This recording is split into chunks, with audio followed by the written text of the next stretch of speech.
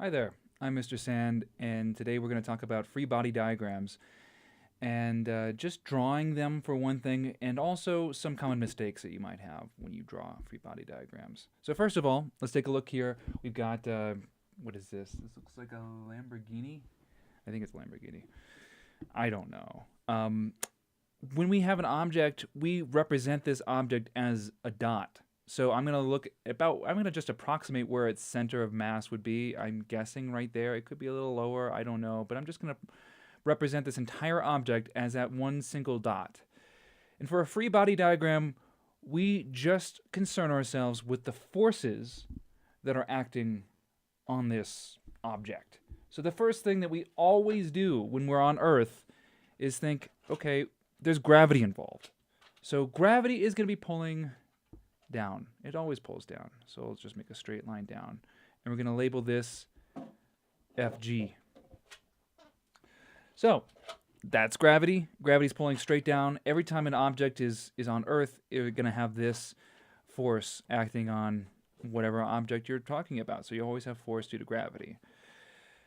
All right, so that's a field force, as we've been talking before, or you might have been reading this before. It's a field force. The Earth has that force that's pulling every object towards it, and those objects, you'll see soon, those objects are also pulling the Earth towards them.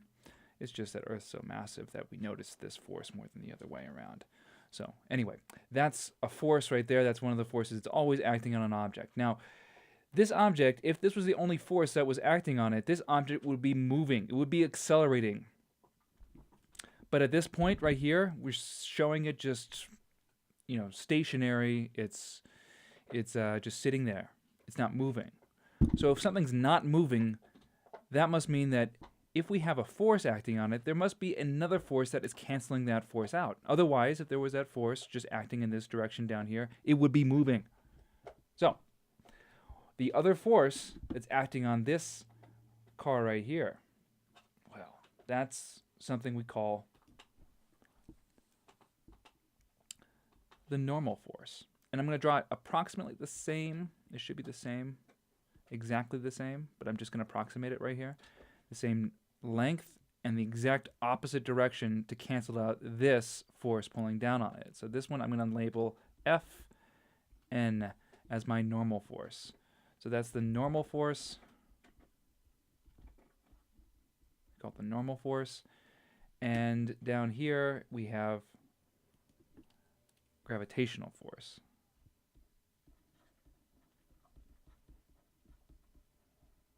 Or also known as the force due to gravity. Okay, so there we have the two forces acting on this object. Now, it could be that this object is internally, it has its engine that's pushing it forward, but the friction of everything involved with all the parts in the road and so forth is pushing back on it, so it's not moving. But we're just going to say this is an object that's at rest. It doesn't have any kind of force that's going one way or the other, sideways here, horizontally here. So it's just the vertical components that we need to think about for the forces. So you've got the gravitational force and the normal force, and if they cancel each other out, then this object is not moving. Fantastic. We say this is a normal force. Let me talk about this a little bit more. This is a force that's a contact force, meaning that the floor here is pushing up on the car. The car is being pulled down by gravity, and then, it is exerting a force on the floor. But the floor is pushing back up, and it's exerting this normal force on the car. So with respect to the car here, we're not really considering the floor and how it's being pushed or pulled or whatever. We're just considering the car. The car is being pushed up by the floor. It's being pulled down by gravity. If the floor was not there, what would happen to this car? It would fall. We could show this by just dropping it out of an airplane or something. You could see it falls when there's no floor. Okay, so this normal force, there's also something special about this. This normal force is always, we call it perpendicular. This is always perpendicular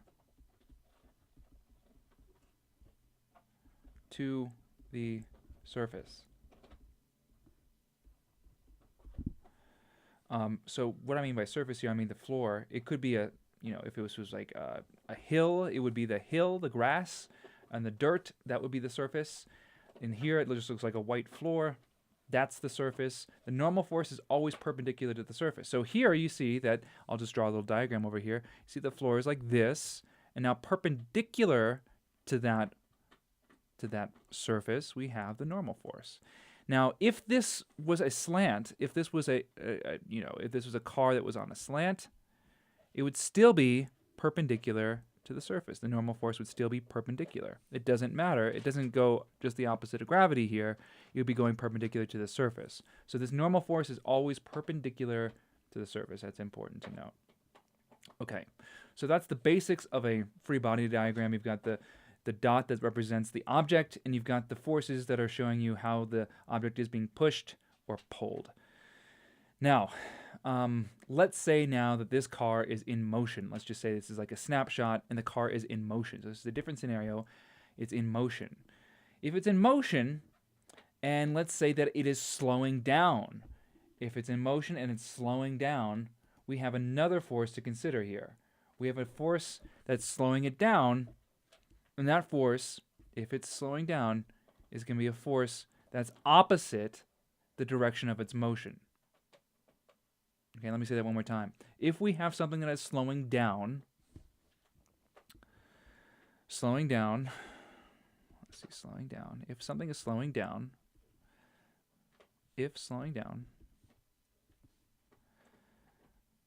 there is a force opposite of its motion that is working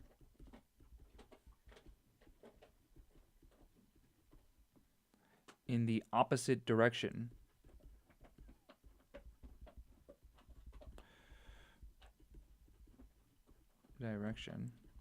of its motion.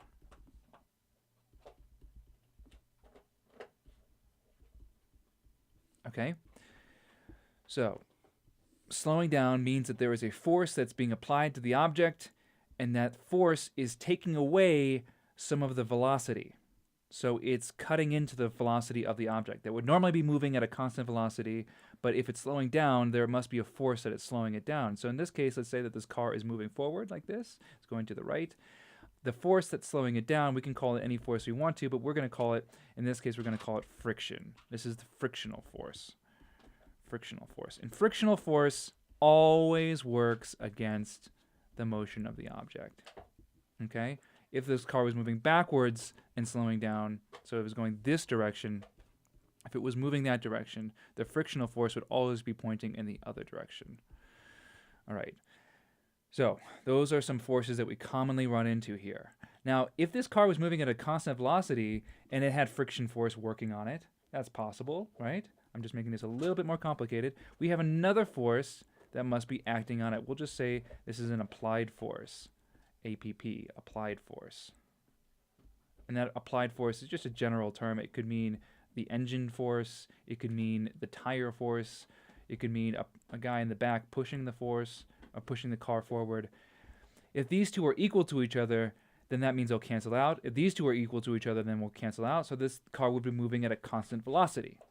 It could be a constant velocity that's 1 meter per second. It could be a constant velocity that's 0 meters per second. All right?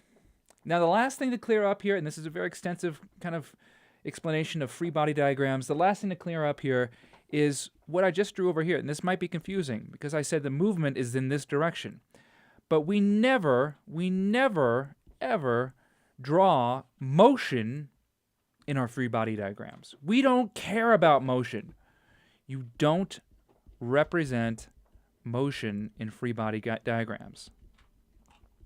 It's a no-no. It's always it's a common mistake. You don't you don't represent motion in free body diagrams. You just talk about the forces. I don't care if it's moving forward.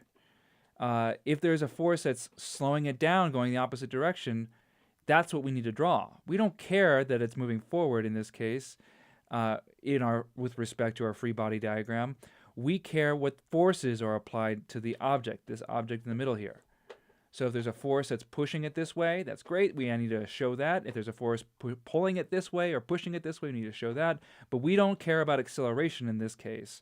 We just care in our free body diagrams. We just care.